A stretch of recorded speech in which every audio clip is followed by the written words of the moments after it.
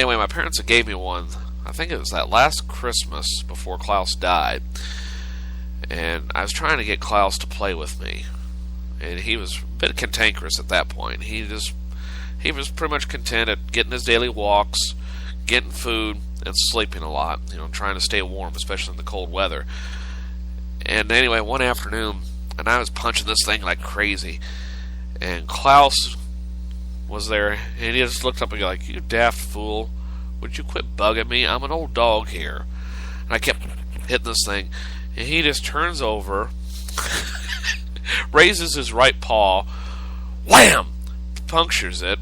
And this thing pops, and he just walks off like, "Now, are you feeling better? You want to play now?" And my dad's just laughing. And I'm thinking, this dog just busted my balloon. I mean, by that point, that balloon had probably been inflated on a couple of times. And it was several months old. So, of course, the latex and all that plastic stuff was wearing out. But that's one of my funniest memories of Klaus. But that dog was an amazing dog in terms of stamina, because he had a very delicate stomach. For some reason, he couldn't handle meat of any kind, whether it was bologna, pork, chicken, beef, especially beef. He could not handle meat, and that was really sad. I mean, here's this dog, and all he could eat was grain products. You gave him much meat, he would throw it up. But he loved cheese, he loved bread, but his instincts were still there to eat meat. And he would sit up during entire meals begging for food. And it didn't matter. He would sit up for minutes at a time without falling around. He'd just look around like, "Is anybody going to feed me? Ain't going to feed me? I know I'll throw it up, but are you going to feed me?" Boy, what a weird tangent I went off on. So again, Larry and Jill, I'm sorry for your loss, and hope some of my stories have brought a little joy to your life, because I know your stories of Dolly have brought me a lot of joy too, especially in the just the 2 months that Gunther's been dead. Wow, it'll be 2 months this Friday that he's been gone. Well, let's get on to what's on my mind today in terms of news. A few days ago, I brought a story to you about, I believe it was the Massachusetts State Supreme Court, arguing about "In God We Trust," or about "Under God" and the Pledge of Allegiance, which, by the way, irritates me. Something I want to say about that. Personally, I don't have a problem with the "Under God" being in the pledge, especially if that was the original intent of the author. But the reason why it was put in roughly about 50 to 60 years after that poem was written bothers me. If I'm not mistaken, I believe the original Pledge of Allegiance was written in the 1890s, and it wasn't until the 1950s that the United States Congress spent taxpayer money and time to put "Under God" in this, to revise it. And the reason why they put it in there was to weed out communist.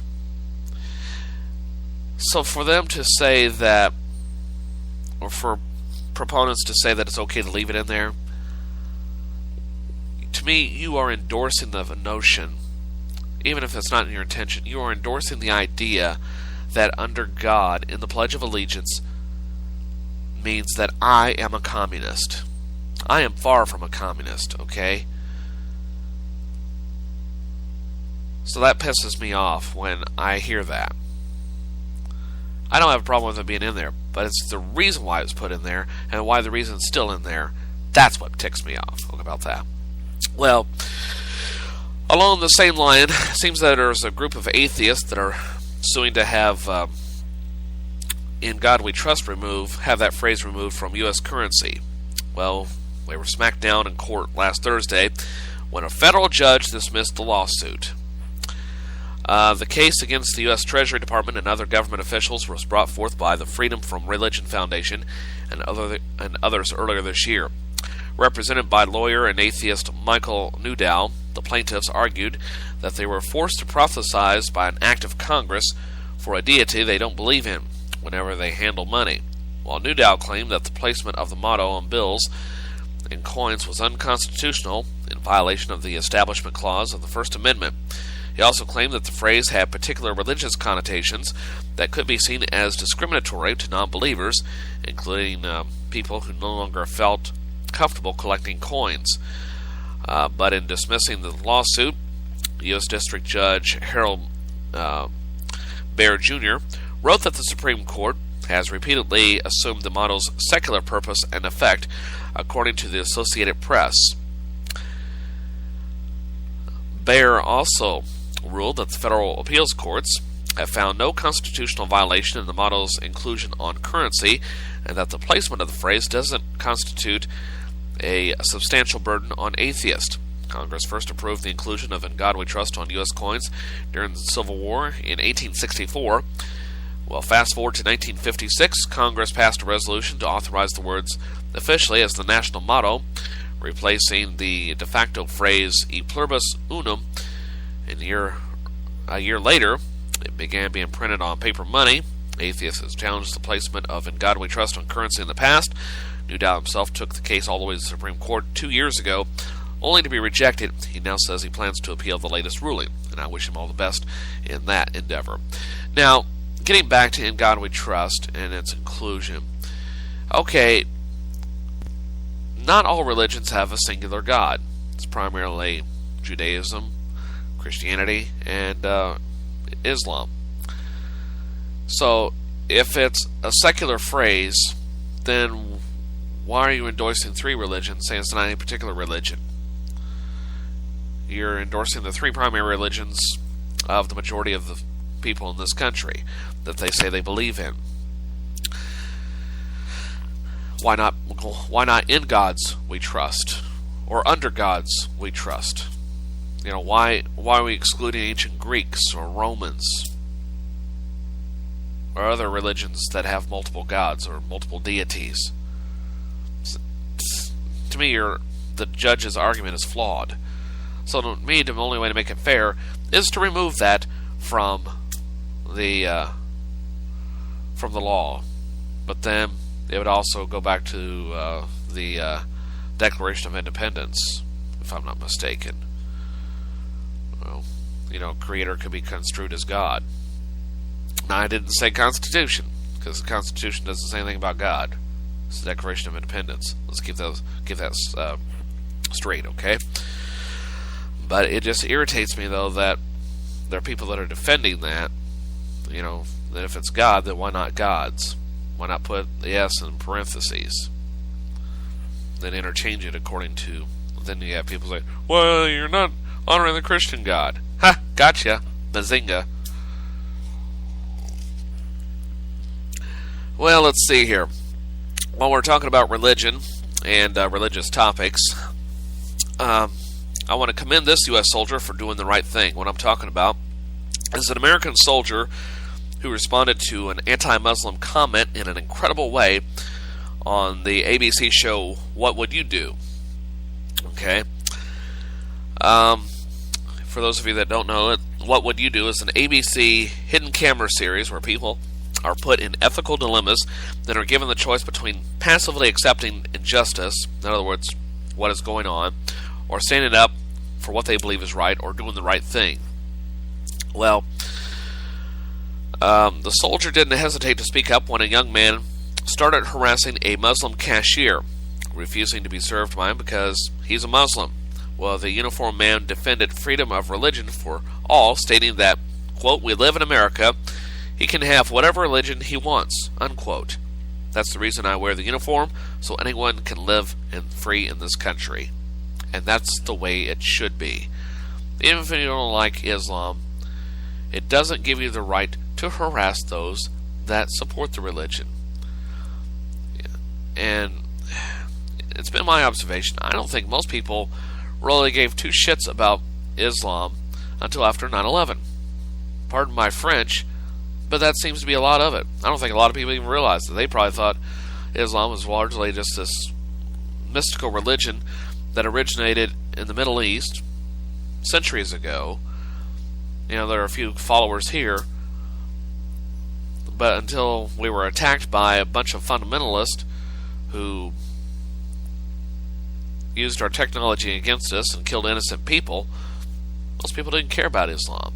Now it's been demonized, and it just bothers me, though, that there are people that feel that way. And I commend this soldier for standing up and doing the right thing in helping this individual. Even though it was a set-up scenario, I think it's a good idea.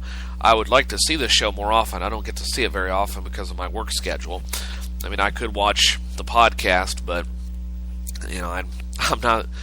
I never think about it very often, so I may change that now that after reading about this particular situation. Well, speaking of this kind of bigotry, the Miss America pageant was held over the weekend in Atlantic City, New Jersey. And after moments, my computer just did a weird thing.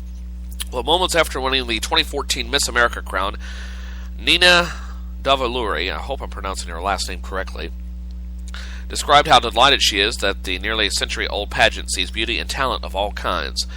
The 24-year-old Miss New York is the first contestant of Indian heritage to become Miss America. Her talent routine was a Bollywood fusion dance. And I commend her for her win. And no doubt I think she worked hard. Personally, I don't like beauty pageants. I think they are an antiquated way of looking at beauty, superficial beauty, because to me, superficial beauty is, just part of what makes people beautiful.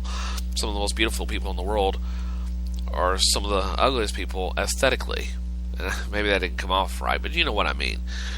And I think this is a very beautiful woman. What bothers me, though, there are now idiots out there that are saying that this contest was rigged, that the judges felt sorry for her, or that, and even worse yet, there's some rude punk, some 18-year-old overnight, said that, called her Miss 7-Eleven. Yeah, Miss 7-Eleven. That is a very rude stereotype. I don't like stereotypes anyway, especially of this nature. First of all, this doesn't look like a woman who'd be working behind the cashier as a typical cashier as a 7-Eleven employee, okay? At least in my opinion. But really, to call her Miss 7-Eleven, that would be like calling an African American the N-word. Yet I remember back in, I believe it was 1990, can't remember the woman's name, Miss Missouri pageant. Maybe she went on to win Miss USA. That's how much I follow these contests. But I remember there was an African American woman from Missouri in that contest. I want to say her last name was Turner. Anyway, a very beautiful woman. And I remember hearing people saying at the time that the only reason why she won was because she's black.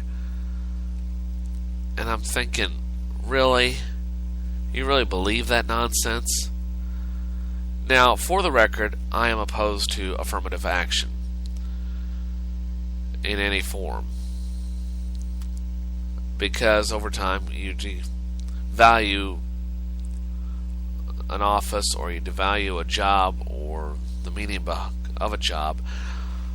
And I've been the victim of basically legalized discrimination based upon